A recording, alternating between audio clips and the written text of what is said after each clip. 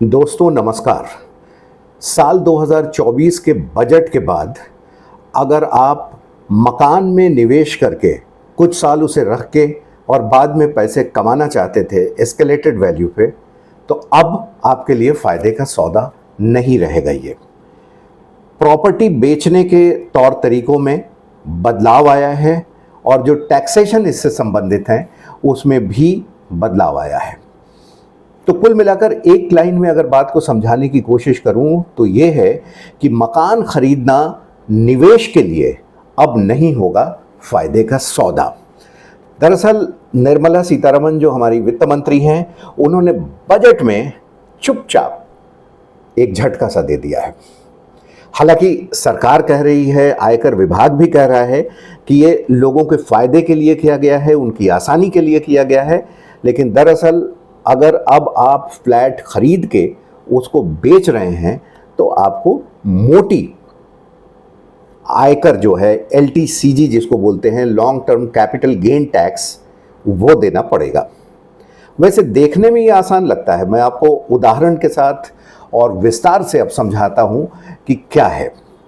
LTCG मकान बेचने पर, प्रॉपर्टी बेचने पर जो पहले इसकी दर थी वो 20% की दर थी, जिसे अब घटाकर 12.5% कर दिया गया है। देखने में तो लग रहा है कि 7.5% की सरकार ने बचत कर दी, वित्त मंत्री ने हमें फायदा पहुंचा दिया, लेकिन जरा ठहरिए दोस्तों, बात इतनी आसान नहीं है। इसके साथ ही प्रॉपर्टी खरीद बेच पर जो इंडेक्सेशन का बेनिफिट मिलता था, गौर करिएगा शब्द पर, जो इंडेक्सेशन का बेनिफिट मिलता था वो अब नहीं मिलेगा। इंडेक्सेशन बेनिफिट को हटा दिया गया है। दलील ये दी गई है कि इससे कैलकुलेशन में आसानी होगी। अब तक क्या होता था? अब तक जब आप कोई प्रॉपर्टी खरीदते थे और जब बेचते थे तो उस पर इंडेक्सेशन बेनिफिट लेते थे, जिससे उसकी खरीद मूल्य जो है वो बढ़ जाती थी। और जब खरीद मूल्य बढ़ जाती थी तो जिस रेट पर आप बेचते थे वो रेट और खरीद का मूल्य के बीच का अंतर बहुत कम होता था, तो दरअसल आपको उसमें फायदा कम होता दिखता था और इसी वजह से टैक्स भी कम लगता था। इसको एक उदाहरण से समझते हैं। मान लीजिए 2002-2003 वित्त वर्ष में आपने कोई प्रॉपर्टी 25 लाख रुपए की खरीदी है। मान लीजिए आपने एक फ्लैट खरीदा 2002-03 वित्त वर्ष में, 25 लाख रुपए उस समय उसकी कीमत थी, आपने दिया, और अभी उसी फ्लैट को आपने 1 करोड़ रुपए में बेच दिया। तो पहले के टैक्सेशन में और अब के टैक्सेशन में फर्क हम यहां पे समझाते हैं। 75 लाख रुपए का फायदा हुआ। 2002 में खरीदी प्रॉपर्टी 2024 में बेची 1 करोड़ में, 25 लाख की प्रॉपर्टी थी, 75 लाख का फायदा हुआ। अब क्या है कि इस 75 लाख पर सीधे 12.5% की दर से आपको टैक्स देना होगा, जिसे हम कहते हैं LTCG यानी लॉन्ग टर्म कैपिटल गेन। पहले के नियम में क्या था? पहले टैक्सेशन जरूर 20% का था, लेकिन दरअसल उस पे आपको इंडेक्सेशन का बेनिफिट मिलता था। पुराने नियम में इनकम टैक्स डिपार्टमेंट एक CII नंबर नोटिफाई करता था हर साल, जिससे खरीद मूल्य इन्फ्लेशन के हिसाब से, मुद्रास्फीति के हिसाब से, महंगाई के हिसाब से बढ़कर लगभग 25 लाख रुपए की प्रॉपर्टी जो 2002 में खरीदी गई थी वो अब तक 75-80 लाख रुपए हो जाती, और आपने बेचा 1 करोड़ में, तो 1 करोड़ बिक्री और माइनस इंडेक्सेशन बेनिफिट के बाद 80 लाख रुपए उसकी खरीद वैल्यू, तो फायदा सिर्फ 20 लाख का हुआ। इस 20 लाख पे आपको 20% की दर से टैक्स देना था। लेकिन अब चूंकि ये इंडेक्सेशन बेनिफिट हट गया है, इसलिए आपको पूरे 75 लाख रुपए पे 12.5% की दर से ब्याज देना होगा, जो कि बहुत ज्यादा है। अब आइए यहां समझते हैं कि CII क्या है प्रॉपर्टी की खरीद मूल्य में, इंडेक्सेशन बेनिफिट में, जिसे हर साल इनकम टैक्स विभाग जारी करता है।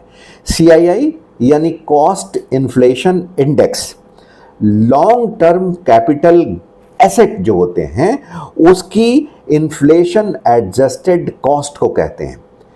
यानी कि जो सामान हमने खरीदा आज से 10-20 साल पहले, उस समय और अब में इन्फ्लेशन का इनपुट डाल दिया जाए, उसको कंसिडर कर लिया जाए, तो उसकी खरीद मूल्य जो है बढ़ जाएगी। क्योंकि 1 रुपये में जो सामान 2002 में आता था, अब 1 रुपये में उतना ही सामान खरीदने के लिए हो सकता है कि अब हमें 4 रुपये देने हो या 3 रुपये देने हो, तो खरीद मूल्य उस हिसाब से बढ़ जाता था।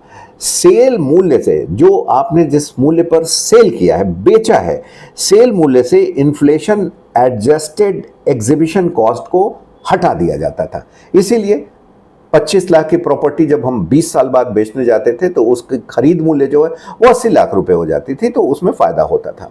हालांकि यहाँ ये नोट करने वाली बात है कि खास तरीके की प्रॉपर्टीज पर ही ये जो इंडेक्सेशन बेनिफिट था वो दिया जाता था, इसको भी ध्यान रखें। सीआईआई हर साल आयकर विभाग जारी करता था और एक वो नंबर होता है। जैसे मान लीजिए, एक और उदाहरण समझ लीजिए, फिर मैं इसको अंत करता हूं। 2016-17 में जो सीआईआई था वो 264 था, ये अंक 264 था।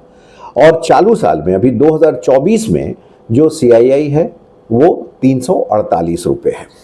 अब मान लीजिए कि 2016 में ही जब सीआईआई 264 था तो हमने कोई प्रॉपर्टी खरीदी और उस प्रॉपर्टी की कीमत 1 लाख रुपए थी, और हमने आज वो प्रॉपर्टी बेच दी और हमने बेची 1,60,000 रुपए में। तो नए नियम के हिसाब से अब सीधे इसमें 60,000 रुपए का, 1 लाख की प्रॉपर्टी थी, 1,60,000 में बेची, तो 60,000 रुपए का जो शुद्ध लाभ हुआ ये LTCG यानी लॉन्ग टर्म कैपिटल गेन में आएगा, और इस 60,000 पर सीधा 12.5% की दर से ब्याज लगेगा, जो आएगा 7,500 रुपए। अब पुराने नियम से अगर बेचते तो क्या होता?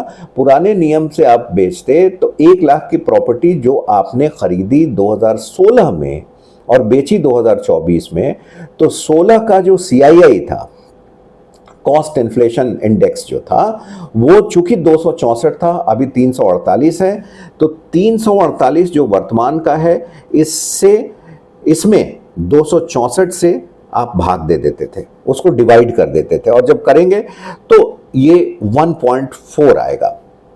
348 divided by 264 will be equal to 1.4।